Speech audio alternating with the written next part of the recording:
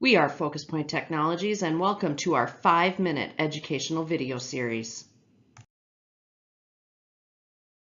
Welcome to part 2 in creating your realistic roadmap for your privacy and security program. Today we're going to talk about very specific processes around how you can prioritize. In our last video, we talked about the influences and understanding what actually goes into creating that roadmap for your privacy and security program. Today, we're going to really talk about the details around creating the list and also the prioritization process itself. When you're creating this list, make sure that you include everything. So by writing everything down, you're not going to forget something later. And even if it's a low priority, and even if you know it's a low priority, put it on the list so you don't forget about it in the future. When you're making this list, make sure you have the right group of people in that workshop format. We've all been in situations where we've got the Post-it notes and we're putting them up on the whiteboard. That's exactly what you need to do. There's a lot of different techniques involved in this. I'm happy to help where I can if you have questions.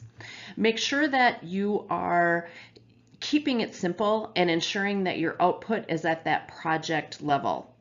So at this point, you don't want to put anything in a specific order. That's your next step. But if your list is long, make sure that you're assigning each project that low, medium, and high rating. So it's related more to impact and effort than anything else. So do that preparation minimally for prioritization. At this point, you should be ready for prioritization. You should have your stakeholders have been involved and they have a nice list that is ready to go. The next step I'll walk through is prioritization. So how many times have you been in prioritization meetings where you've got some big, crazy, weighted spreadsheet with lots of formulas in it just to come up with this giant list of priorities that aren't quite right?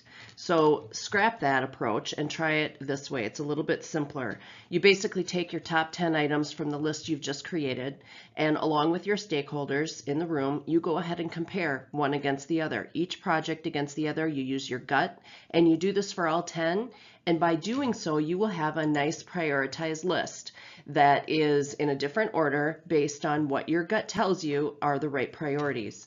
And you do that, and then you repeat it through as many times as you need to come up with your prioritized list. This is a very easy, practical method, and it actually works very well.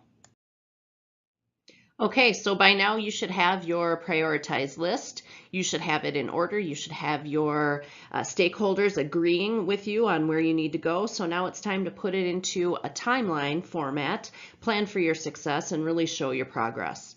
So one of the things you need to do is define that communication plan. I wouldn't say it needs to be anything elaborate unless it's a very large scale project, but you do want to have a process in place to make sure that your stakeholders are updated regularly, and whether that is with status updates or written communication, whatever that may be, whatever's best for your organization, make sure that's in place. And also make sure that you're transparent.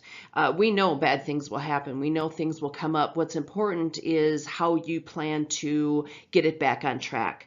So you're going to have those changing priorities and those surprise issues and risks that come up that will definitely try to push things out. You may even have scope creep.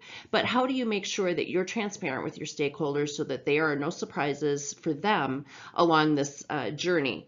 You want to track your program maturity and how that's increasing and showing the success that you are having in maturing the program overall. I want to thank you for your time today and listening to this approach on creating your maturity roadmap. If you have any questions, feel free to contact me at any time. I'm Kathy Waschenberger, and I am at FocusPoint Technologies.